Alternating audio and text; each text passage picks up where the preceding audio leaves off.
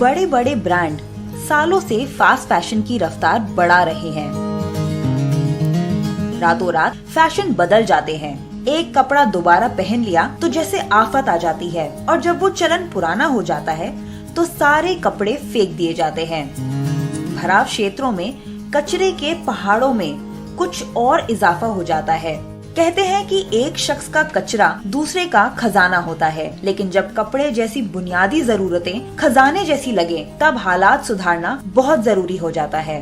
गूंज, जिसे 1999 में अंशु गुप्ता ने शुरू किया था, वो उस खाई को पाटता है। ये गैर सरकारी संगठन कपड़े जैसी बुनियादी जरूरतों की चीजें वंचितों को देता है, लेकिन परोपकार की नीयत नहीं और किसी की गरिमा को ठेस पहुँचाए बिना। कपड़ा इज ओनली, आप देखिए तो कपड़ा सिर्फ आपदा राहत की सामग्री है। अक्सर जहां बाढ़ आती है वहां कपड़ों का भी सैलाब आ जाता है। और कपड़ा, cloth is actually charitable subject, और कपड़ा दान की चीज है। हमने ये सोचा कि अगर ये बुनियादी जरूरत है तो कोई इस पर काम क्यों नहीं कर रहा है, ये विकास का विषय क्यों नहीं है। Development subject. शुरुआत में हमें विकास के मुद्दों के बारे में कोई जानकारी नहीं थी। ये एक मामूली सी चीज थी जिसे नजरअंदाज किया जाता है। लेकिन अंशु ने गूंज क्यों और कैसे शुरू किया, इसकी एक दिलचस्प कहानी है। अंशु पत्रकार बनना चाहते थे और एक कहानी की तलाश में थे जब उन्हें एक रिक्शे के पीछे अजीब सा संदेश लिखा दिखाई दिया। तब एक ये मुलाकात होती है इनसे, जो हबीब भाई था उनका नाम, इज नो मोर, कि उनकी रिक्शा देखी। तो मैंने उस रिक्शा का थोड़ा पीछा किया। उस पे रिक्शा पे लिखा था दिल्ली पुलिस का लावारिस लाश उठाने वाला, which means a person who was picking up unclaimed abandoned dead bodies for the local police, and for every dead body I found that he was paid 20 rupees and 2 meter of white cloth. इससे भी ज्यादा हैरत उन्हें हबीब भाई की बेटी की बात सुनकर हुई, और इस बात का एहसास हुआ कि देश में गरीब लोगों को बुनियादी जरूरतों के लिए भी कितना संघर्ष करना पड़ता है। उनकी बिटिया ने बोला कि जब मुझे ठंड लगती है तो मैं लाश के साथ चिपक कर सो जाती हूँ, क्योंकि लाश तंग नहीं करती, लाश करवट नहीं बदलती। तो बहुत टाइम तक मैं दोनों स्टेटमेंट पे बिलीव नहीं कर पाया। क्लोथिंग की नीड को आप इतनी आसानी से समझते नहीं that way. I think one fine day I realize that it is basically people are not dying because of cold, because if the cold kills people even I would have died. So if I survive and someone has died, it is not cold, it is the lack of clothing. इस घटना ने अंशु को झंझोड़ कर रख दिया। उन्होंने नौकरी छोड़कर गूंज शुरू किया, जिसका मकसद शहरी और ग्रामीण इलाकों में इस खाई को पाटना था। ये एनजीओ शहरी इलाकों के बेकार सामान को बेहतर बनाकर ग्रामीण इलाकों में उन लोगों तक पहुंचाता है जिनको उसकी सख्त जरूरत है। Cloth is a very important thing. कपड़ा बहुत अहम चीज है और हमारा दुनिया का ऐसा पहला संगठन है जिसने कपड़ों को विकास के तौर पर देखा, और हम कपड़ों से लेकर बर्तन, जूते, चप्पल, खिड़की, दरवाजे सभी का इस्तेमाल करने लगे। ऐसी कोई भी चीज जो दोबारा इस्तेमाल की जा सकती है, which can be reused. लेकिन ऐसा सोचना सही नहीं कि गूंज बस एक ऐसी संस्था है जो वंचितों को कपड़े बांटता है। गूंज अपने काम के जरिए दान जैसे शब्दों को मिटा रहा है। गूंज का मानना है कि जब लोग अपना पुराना सामान देते हैं तो उसे दान नहीं कह सकते। लोग बस वो चीजें हटा रहे हैं जिसकी उन्हें जरूरत नहीं होती। संगठन इन कपड़ों को उन देहाती इलाकों में ले जाती है जहां लोगों को उनकी जरूरत है, खैरात के तौर नहीं, क्योंकि गूंज के हिसाब से इससे लोगों की गरिमा को ठेस पहुंचती है। तो तभी ये पूरा मॉडल निकला जिसको हम क्लॉथ फॉर वर्क या डिग्निटी फॉर वर्क बोलते हैं। तो आज हम लोग, to be honest, we are a hardcore rural development, water, sanitation, infrastructure institution. तो एक तरफ हमारे यहाँ ये सारा सामान आता है, बहुत रिगरस प्रोसेस से निकलता है, because the biggest problem with the donation is that we give what we have, we don't give what people need. हालांकि ये बहुत पेचीदा काम है, लेकिन बहुत ही एहतियात से गूंज ग्रामीण इलाकों में लोगों की जरूरतों के हिसाब से चीजें पहुंचाता है। सामान की जांच की जाती है कि वो ठीक है या नहीं, फिर उनकी किट्स बनाई जाती हैं और ये गांव और झुग्गियों में पहुंचाई जाती हैं। You can say there are three stakeholders or there are three steps. First is the collection of material. आप कह सकते हैं कि 3 चरणों में ये होता है।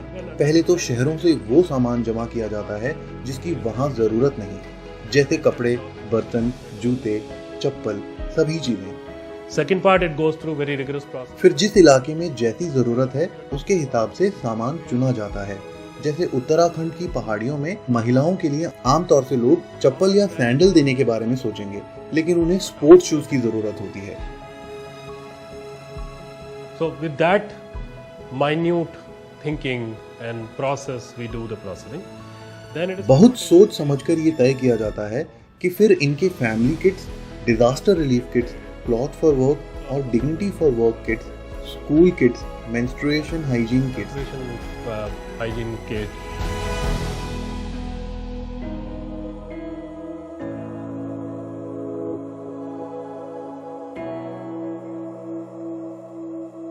ये तो हर किट में जा रहा है ना, नया जो आया है। ये जो पूरा सेक्शन है अब ये पूरा किट मेकिंग का है। तो ये जो अब आपका ये जो पूरा बन रहा है तो उसमें एक किट में नॉर्मली ऑलमोस्ट इतना सब सामान रहता है। तो जगह जगह से पूरा सॉर्ट होके यहाँ पे आता जाएगा एंड देन स्टार्ट गोइंग। उसी में फिर आपके वो बहुत सारे ऑफिसेस को छोटे इंस्टीट्यूशन के सपोर्ट करते हैं, तो वो आपकी ऑफिस किट बन गई, या आपकी फीमेल की मेल की वेडिंग किट बन गई, ये बच्चों की किट बन गई। अब जैसे ये है, ये आपका जो बिल्कुल लास्ट इंच ऑफ क्लॉथ है, जो टेलरिंग की भी वेस्टेज है सपोज, वो सब इसके अंदर भरी हुई है। कतरन, ठीक है, जो एक्चुअली जलती है या फिकती है, या आपके जैसे ट्राउज़र के ये है, ये वाला ऊपर वाला बेल्ट वाला पुट, वो इसमें आ जाएगा। अब ये करीब 1.5 किलो का होता है। अब women gets about 30 rupees to make it. तो देर आर विमेन जो एक दिन में 600-800 रुपये कमाती हैं घर बैठ के। और ये आपका आपने 1.5 किलो वेस्टेज जलने से या फेंकने से रोक ली। उसके ऊपर एक कपड़ा लगाया, बढ़िया स्ट्रॉन्ग स्टडी सिला, और ये एक गांव के स्कूल के बच्चे का स्टडी आसन बन गया। वॉशेबल है क्योंकि कपड़ा है। ये हम लोगों के लिए विमेन किट अलग बनती हैं, तो मतलब एक उस महिलाओं के लिए बिल्कुल एक अलग डिग्निटी किट टाइप की बनती है। उसमें आपके सैनिटरी पैड्स भी होते हैं, महिलाओं के यूज़ की और चीज़ें होती हैं। यहीं से फिर आपका वेडिंग किट के लिए सारा सामान जाएगा। दुनिया में करोड़ों महिलाओं की माहवारी के दौरान उससे निपटने के लिए जरूरी सामान तक पहुंच नहीं है। महिलाएं रेत, जूट, राख या गोबर तक का इस्तेमाल करती हैं, जिससे उनकी सेहत को बहुत खतरा हो जाता है। गूंज ने इस जरूरत को भांपते हुए माईपैड बनाए।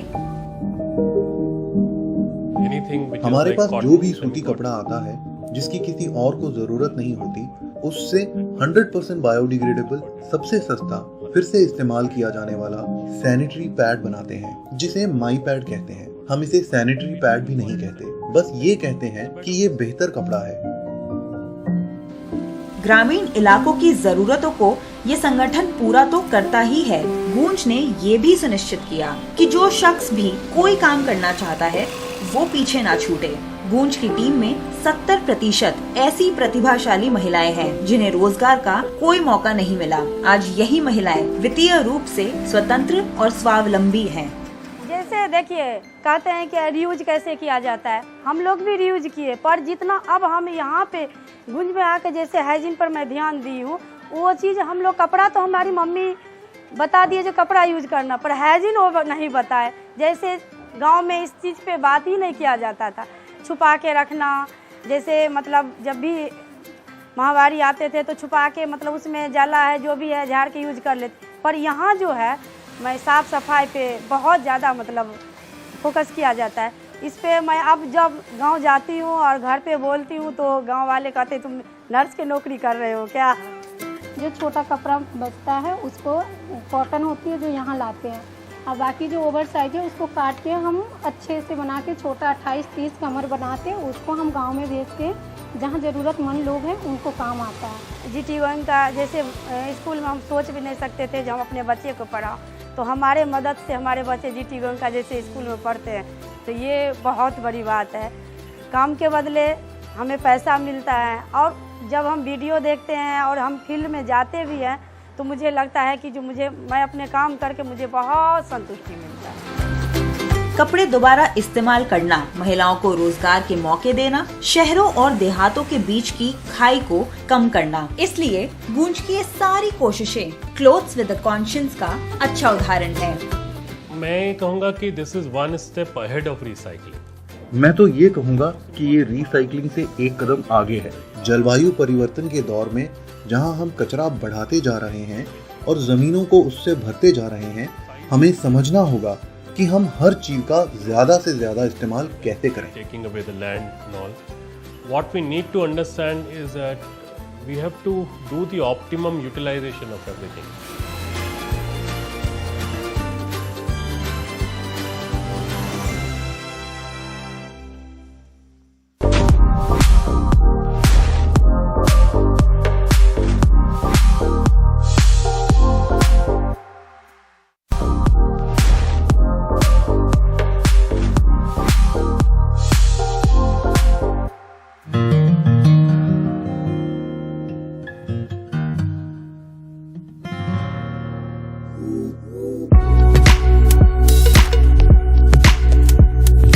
अपनी जिंदगी का एक बड़ा हिस्सा हम अपने पैरों पर चलकर ही गुजारते हैं, लेकिन क्या आपको पता है कि जो जूते हम पहनते हैं उनके बनने से लेकर फेंके जाने तक पर्यावरण पर कितना असर पड़ता है? कुछ रिपोर्ट तो ये तक कहती है कि वैश्विक जूता चप्पल उद्योग 1.4% ग्रीन हाउस उत्सर्जन के लिए जिम्मेदार है। एक जोड़ी जूतों में इतनी कार्बन डाइऑक्साइड निकलती है कि हफ्ते भर तक 100 वॉट का बल्ब जल सकता है, लेकिन ग्रीन सोल में बिल्कुल अलग ढंग से काम होता है। श्रेयांश भंडारी और रमेश धामी का शुरू किया हुआ ग्रीन सोल बेकार जूतों को आरामदायक बनाता है और उन्हें फेंके जाने से बचाता है। श्रेयांश और रमेश दोनों धावक हैं और हर साल सैकड़ों किलोमीटर दौड़ते हैं। उन्हें महसूस हुआ कि वो 3 से 4 जोड़ी जूते घिस जाने की वजह से फेंक रहे थे। तभी दोनों को बेकार हुए जूतों की समस्या का हल निकालने की सूझी। पुराने जूते बहुत सी चीजों से बने होते हैं। इनमें एक चीज इस्तेमाल नहीं होती जो फौरन गल जाए। इनमें प्लास्टिक और रबर लगा होता है। एक जूता बनाने में अंदाजन 60 चीजें लगती हैं। बहुत ही जटिल प्रक्रिया होती है। ये सारी चीजें फेंक दी जाती हैं। जूते भराव क्षेत्र में सैकड़ों साल तक यूं ही बिना सड़े गले पड़े रहते हैं। ये जलाए भी जाते हैं, यानी पर्यावरण के लिए और भी नुकसानदेह होते हैं। तो हमारी कंपनी के सामने अकेला रास्ता ये था कि अच्छा जूता बनाएं जो एक चीज से बना हो और पर्यावरण के लिए अच्छा हो। जो पुराने जूते फेंक रहे इसका हो क्या रहा है, तो वहीं से हमें आइडिया आया। एंटरप्रेन्योर हमेशा एक प्रॉब्लम को सॉल्व करते हैं। तो हमारी प्रॉब्लम खुद की पर्सनल प्रॉब्लम बन गई कि पुराने जूते को कैसे यूज़ करें। और वो जो हमने एक चप्पल रिसाइकिल की 2013 में, वो आज हम 4.5 लाख 5 लाख पेयर तक जूते चप्पल रिसाइकिल कर चुके हैं। पर्यावरण के लिए बेहतब और एक स्थिर ब्रांड बनने के मकसद से श्रेयांश और रमेश ने 2015 में ग्रीन सोल की शुरुआत की। पहले तो बड़ी कंपनियों के CSR योजनाओं के तहत पुराने जूतों की रिसाइकलिंग की, लेकिन अब उन्हें स्कूलों, कॉलोनियों और लोगों से पुराने जूते मिलते हैं। अमूमन हमें हर महीने 10,000 जोड़ी जूते मिलते हैं। साल में हमें 2 लाख से 3 लाख जोड़ी मिल जाते हैं। ये सभी एक उत्पादन इकाई में बनाए जाते हैं। शहरों में तो जूते चप्पल हर तरफ दिख जाते हैं, लेकिन दुनिया में ऐसे इलाके भी हैं जहां लोगों को जूते नसीब नहीं होते। एक WHO रिपोर्ट के मुताबिक 1.5 अरब लोगों को सिर्फ इसीलिए बीमारियां लगती हैं क्योंकि उनके पास ढंग के जूते चप्पल नहीं होते। इसलिए ज्यादातर अपसाइकिल किए हुए जूते ग्रामीण इलाकों में वहां की जरूरतें पूरी करने के लिए भेज दिए जाते हैं। What we do is we are recycling old shoes. हम पुराने जूतों को रिसाइकिल करते हैं जो पर्यावरण के लिए अच्छा है।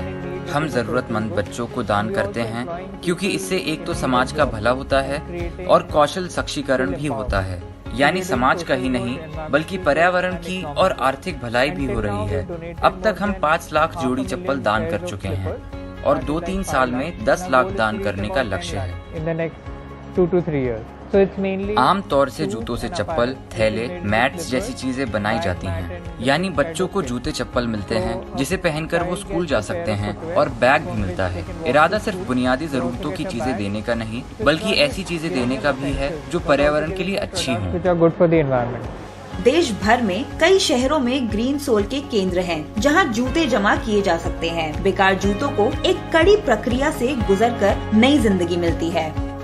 So we receive lot of old shoes. हमें बहुत से पुराने जूते वगैरह मिलते हैं और उन्हें छांटने का हमारा एक तरीका है। पुराने जूतों के पहले इंसोल काट दिए जाते हैं। हर तरह के जूते के लिए एक प्रक्रिया होती है। कुछ तो चप्पलें बन जाती हैं और सिर्फ चप्पलों के तले ही इस्तेमाल नहीं किए जाते। जूतों के अलग अलग हिस्सों से चीजें निकल आती हैं, ऊपर हिस्सा हो या फीते हों। बेकार जूते के 80% हिस्से से बिल्कुल नई चप्पल बना सकते हैं, जिसे पहनकर स्कूल या कहीं भी जाया जा सकता To है। make a pair of slipper which is brand new and a person can wear it to school and different things. बड़े ब्रांड जहां फैशन की रफ्तार और तेज करते हैं, वहीं ऐसे लोग भी हैं जिन्हें ये एहसास है कि इसका पर्यावरण पर कितना खराब असर पड़ रहा है। ग्रीन सोल की पर्यावरण और सामाजिक सरोकार की कोशिशों ने ग्राहकों को काफी प्रभावित किया है और उसके ब्रांड को एक अलग पहचान दी है। And ultimately we have to हम लोगों को, सरकार को, कंपनियों को आखिर कोशिश तो करनी ही है। मिलकर कोशिश करेंगे तो समाज और पर्यावरण के फायदे के लिए काम कर पाएंगे। मुझे इसका काफी सकारात्मक असर दिख रहा है और ये जारी रहेगा। will continue.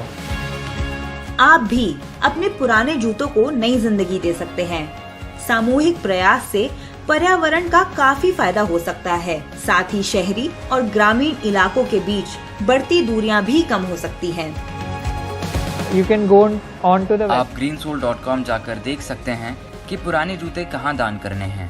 साथ जुड़िए और न सिर्फ किसी की जिंदगी में खुशियाँ बिखेरिए, बल्कि पर्यावरण का भी फायदा कीजिए। life of a person and also the environment.